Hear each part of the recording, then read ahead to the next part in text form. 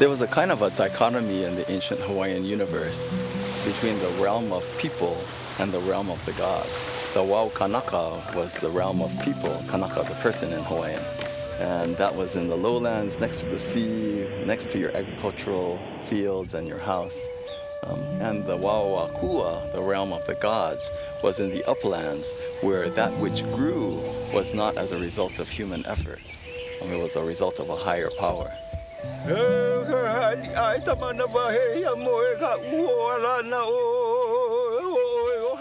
In ancient Hawaii, the protocols for entering native forests were pretty rigorous. You never went there really unless you had a really good reason to go there.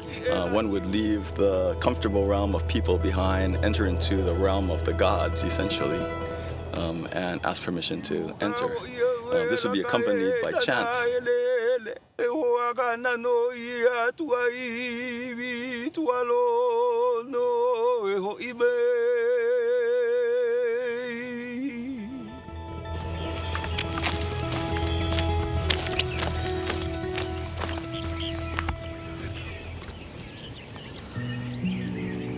So here we are up in the Ko'olau Mountains, which is the backdrop over Honolulu. And today we're going to be talking about Hawaiians and the natural world and the way that the natural world interweaves so tightly in Hawaiian culture. This is a koa tree. Koa is dominant, especially in the lowland mesic forest. Mesic is one of those words that means not too wet and not too dry. Koa loves those middle conditions. And this one's a fairly hefty one for the island of Oahu. It's those massive koa trees that form the hulls of the voyaging canoes. Koa is also the Hawaiian word for warrior. The fierceness and the steadfastness of a warrior is embodied in this tree. Just about every single native plant in the Hawaiian forest has a story about its use and its significance in Hawaiian culture. This is pukiave, and it's a native shrub. It's a heather, and it grows anywhere from low elevations like this all the way up to tree line at nearly 10,000 feet on the island of Hawaii. So it's a very versatile and hardy shrub. The wood of the pukiave is very flammable. In ancient times, and even to today, the ashes and the smoke of the pukiave are used to temporarily lower the status of high-ranking people. In ancient times, the Hawaiian chiefs would have what is called mana. It's called spiritual presence or power, and the pukiave was used to temporarily lower the mana of high chiefs in order for them to be able to interact with folks of different levels of spiritual power.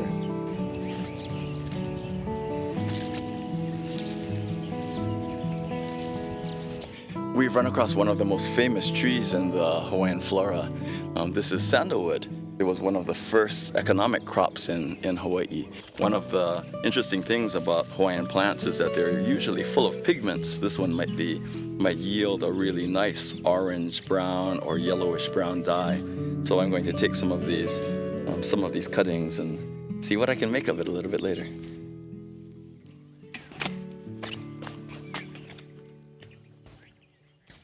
In Hawaiian thought, all of the plants and animals are the physical manifestations of thousands of gods and goddesses. This plant is called Naupaka Kuahivi. Down at the shore, there's an ocean shrub with much larger, shiny leaves. That's called Naupaka Kahakai. Kahakai means at the ocean side. So the Naupaka Kahakai is the ocean equivalent, and Naupaka Kuahivi is its counterpart here, way up in the uplands. In Hawaiian thought, the uplands are considered masculine and the ocean side is considered feminine. And so if you were going to ascribe a gender to this plant, Hawaiian tradition would say that this is the man and the woman would be the Naupaka Kahakai down at the ocean. You can pick one of these flowers, rush down to the seaside, pick another flower from the ocean Naupaka, put them together and they'd be made whole again.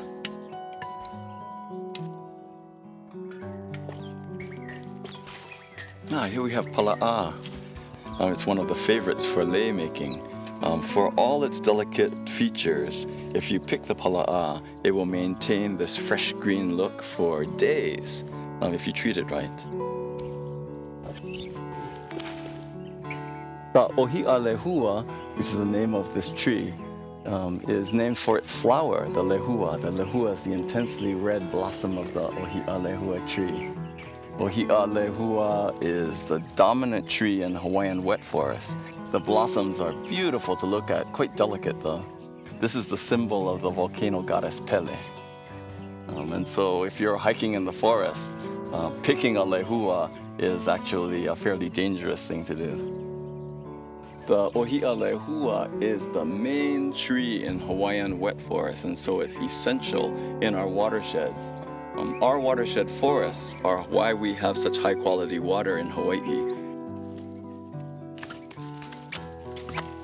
To either side of this trail are thick mats of uluhe fern. This is one of the most prolific kinds of native ferns that you'll find in Hawaii. It can form, a dense mat, a meter or even more in height. In Hawaiian thought, all of the plants and animals are the physical manifestations of thousands of gods and goddesses. There is a goddess Hina. Hina is the wife of Ku, god of war and governance. If you enter the forest with ill intent or with improper protocol, it's said to come and grow and surround you and you never leave the forest.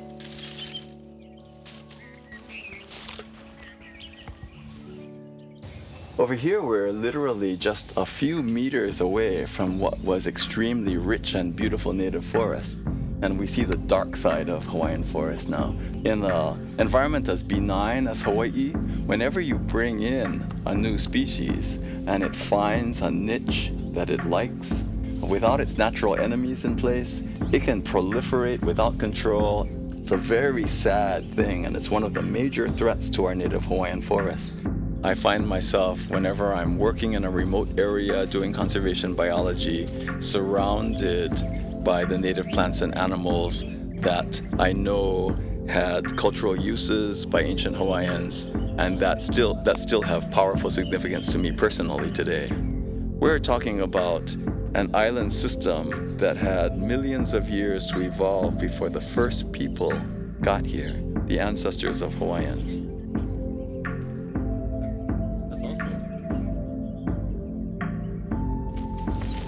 It stands on its own as a biological gem on the globe.